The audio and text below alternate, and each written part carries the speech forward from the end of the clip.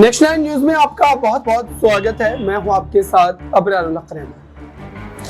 राजस्थान की राजनीति में क्या भजनलाल शर्मा के लिए सरकार चला पाना इतना आसान है और क्या वसुंधरा राजे इसमें कोई रोड़ा अटकाती नजर नहीं आई?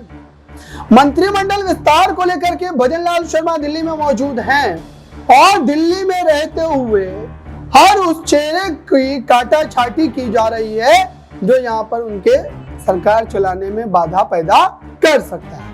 और आज हम इस मामले पर विस्तार से चर्चा करेंगे। मेरे पास रिपोर्ट भी मौजूद है, आपको एक एक करके ये पूरा मुद्दा समझाएंगे।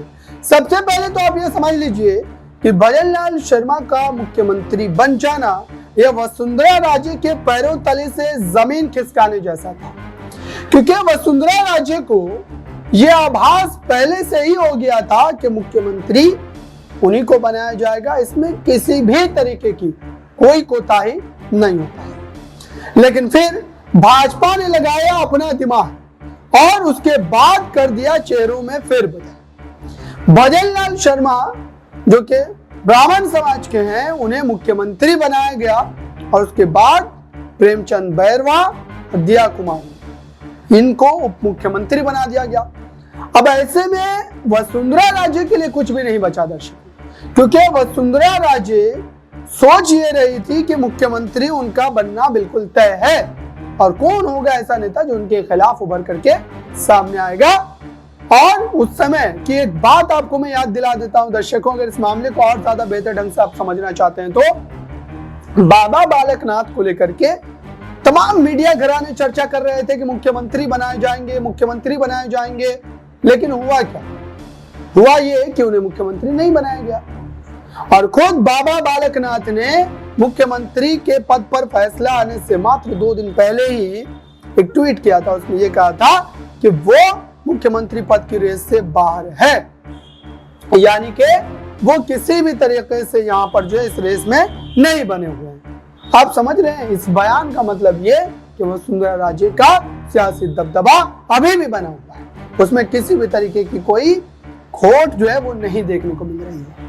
और इसी वजह से डर और भय के कारण बाबा बालकनाथ का ये ट्वीट इतने दिनों के बाद आया था, जबकि चर्चा हफ्तों भर पहले से चल रही थी। अब आइए, ये तो पुरानी बात हो गई, आगे का मुद्दा आपको समझा देते हैं। अब मंत्रिमंडल विस्तार में भजनलाल शर्मा के हिसाब से ही चेहरे को रखा जाएगा, यानी कि भजनलाल शर्मा जिन चेहरों को मुख्यमंत्री के तौर पर रखना चाहेंगे उन्हीं चेहरे को यहाँ पर जो है आगे किया जाएगा और किसी दूसरे चेहरे को मौका नहीं दिया जाएगा, क्योंकि सरकार चलाने में मुख्यमंत्री के हिसाब से ही मंत्रिमंडल तय किया जाता है। और देखिए, हर राज्य में इस वक्त चुनावी सरगर्मियां इसलिए भी अहम है क्योंकि आने वाले 6 महीने के बाद ही लोकसभा के चुनाव है और ऐसे में भारतीय जनता पार्टी किसी भी तरीके की कोई कोताही नहीं करना चाहेगी जिससे सीटों के तौर पर उन्हें भारी नुकसान देखने को मिले। मैं 2 पहलू में आपको ये बात समझा चुका हूं दर्शकों, लेकिन आपको एक बात और समझ लेनी चाहिए कि अब जो सीपी जोशी भाजपा के प्रदेश अध्यक्ष हैं, उनके भी कई ऐसे चेहरे हैं जो मुख्यमंत्री बनना चाहते हैं और ऐसा सूत्रों के हवाले से बताया जा रहा है कि उनके समर्थक विधायकों को भी मंत्रिमंडल विस्तार में बड़ी जगह दी जा सकती है। फिलहाल इस खास रिपोर्ट में बस इतना ही। जो भी अपडेट होंगे वो हम आप तक पहुंचाते रहेंगे। नेक्स्ट 9 न्यूज को देखते रहिए।